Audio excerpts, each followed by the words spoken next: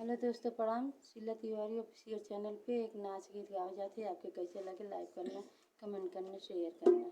गुलाबी साड़ी ले राजा जान की नाही, गुलाबी साड़ी ले राजा जान की नाही। जाऊ तुम रानी गुलाबी साड़ी ले ब्यू, जाऊ तुम रानी गुलाबी साड़ी ले ब्यू। विदेश चला जाबे रानी जानू की नाही, विदेश चला जाबे रानी जानू की नाही।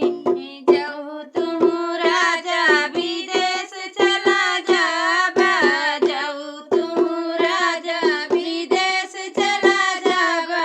नैहर चली जाबे राजा जान की नाही, नैहर चली जाबे राजा जान की नाही। गुलाबी साड़ी लेबे राजा जान की नाही, गुलाबी साड़ी लेबे राजा जान की नाही। जाऊ तुम रानी नैहर चली जाबू, जाऊ तुम रानी नैहर चली जाबू। लेटर पे लेटर देबे रानी जानू की नाही, लेटर पे लेटर देबे रानी जानू की नाही। गुलाबी साड़ी लेबे जान की नाही, गुलाबी साड़ी लेबे राजा जान की नाही।